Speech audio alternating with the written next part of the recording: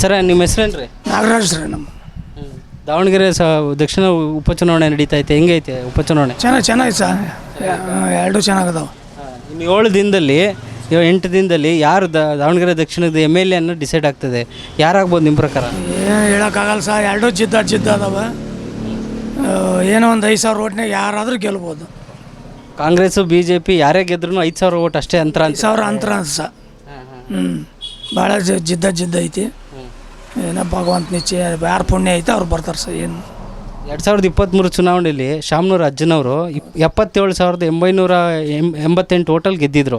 ಈ ಸಲ ಯಾರು ಗೆದ್ದರು 5,000 ಓಟ್ ಅಂತ. ಒಂದು 5,000 10,000 ಸರ್ ಏನಾದ್ರು. ಯಾಕೆ ಸರ್ ಅಷ್ಟೊಂದು ಟಫ್ ಫೈಟ್ ಆಗ್ತೈತಿ ಈ ಸಲ? ಎಲ್ಲ ಹುಡ್ರಕ್ಕೆ ಹೊಸಬ್ರು ಆದ್ರೆ ಸರ್, ಹಂಗಾಗಿ ಜಿದ್ದ ನಡೀತಾ ಇದ್ದಾವೆ.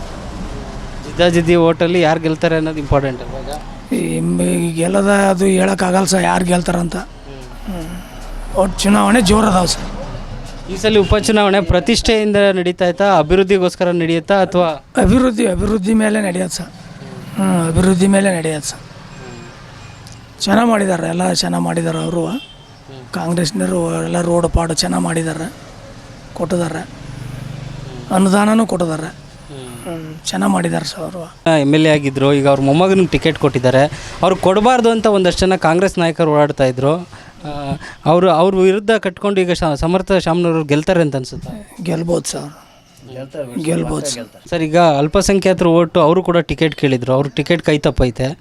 ಆದರೂ ಅವರು ಕಾಂಗ್ರೆಸ್ ಬಿಟ್ಟು ನಾವು ಬೇರೆ ಅಭ್ಯರ್ಥಿಗೆ ಹಾಕ್ತೀವಿ ಓಟು ಅಂತಿದ್ದಾರೆ. ಅಲ್ಪಸಂಖ್ಯಾತರ ಓಟೆಲ್ಲ ಕಾಂಗ್ರೆಸ್ಗೆ ಬರುತ್ತೆ ಅಂತ ಅನಿಸ್ತಿದೆ. ಬರ್ಬೋದು ಸರ್, ಬರ್ತಾರಲ್ಲ, ಹೊಂದಾಣಿಕೆ ಮಾಡ್ಕೊಂಡವೆ ಅಂತ ಹೇಳ್ತದಾರಲ್ಲ ಸರ್ ಟಿ ವಿಗಳಾಗ ಎಲ್ಲ. ಒಮ್ಮತದ ನಾವು ಒಗ್ಗಟ್ಟಿಲ್ಲಿ ಮಾಡಿತದವಿ ಅಂತ ಹೇಳ್ತದಾರ ಸರ್.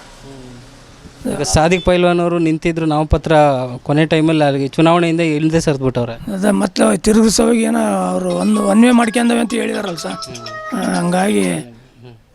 ಹಂಗಾಗಿ ಏನಾರು ಫೈಟ್ ಆಗಿರೋದು ಸರ್ ಅದು. ಸೊ ಎಲ್ಲ ಸಮುದಾಯದ ಮತಗಳು ಕಾಂಗ್ರೆಸ್ ಅಥವಾ ಕಾಂಗ್ರೆಸ್ ಅಭ್ಯರ್ಥಿಗೆ ಬೀಳುತ್ತೆ ಅಂತ ಅನ್ಸುತ್ತೆ ನಿಮಗೆ? ಬೀಳ್ಬೋದು ಸರ್, ಬೀಳ್ಬೋದು. ಎರಡು ಜಿದ್ದ ಅದಾವ ಸರ್, ಎರಡು ನಡೀತದ ಸರ್, ಎರಡು ಹಂಗದಾವೆ. ಅದೇ ಒಂದು 5-10 ಸಾವಿರ ಓಟ್ನಾಗ ಗೆಲ್ತಾರೆ ಯಾರು. ಅಲ್ಲ, ಈಗ ಇಷ್ಟು ದಿನ ಕಾಂಗ್ರೆಸ್ ಅವ್ರನ್ನ ನೋಡಿದಿರಿ, BJP ಅವ್ರಿಗೆ ಒಂದು ಚಾನ್ಸ್ ಕೊಡಬೇಕು ಅಂತ ಏನಾದ್ರು ಅನ್ಸಲ್ವ ಮತದಾರರಿಗೆ ಅಂತ ಹೇಳಿ? ಸರ್ ಎಲ್ಲರೂ ಐತೆ, ಅದು ಒಳಗಳ ಮನ್ಸು ಹೆಂಗೆ ಹೇಳೋಕ್ಕತ್ತ ಸರ್, ಯಾರು ಮನ್ಸುಗಳು ಹೆಂಗೆ ಅದಾವ ಅಂತ ಹೇಳೋಕ್ಕಲ್ಲ. ಈಗ ಅಲ್ಲಿ ಒಳಗೆ ಓದಿಂದ ಗೊತ್ತಾರ ಅವು ಏನು ಮಾಡ್ತಾರೆ ಅನ್ನೋದು. ಇಲ್ಲಿ ಅಂತಾರೆ ನಮ್ಮ ಇದ್ರಿಗೆ ಹಂಗೆ ಹಿಂಗೆ ಅಂತ ಅವ್ರವ್ರು ತಿಳಿದು ಮಾತಾಡ್ತಾರೆ. ಅಲ್ಲಿ ಒಳಗೆ ಹೋಗಿ ಏನೇ ಮಾಡ್ತಾರೆ ಅವ್ರಿಗೆ ಕೊಟ್ಟು. 9ನೇ ತಾರೀಕು ಮತದಾನ ಐತಿ. ಅಷ್ಟರೊಳಗಡೆ ಮತದಾರರ ಮನಸ್ಸನ್ನು ಯಾರು ಗೆಲ್ತಾರೆ, ಯಾರು MLA ಆಗ್ತಾರೆ ಡಿಸೈಡ್ ಆಗಬೇಕು.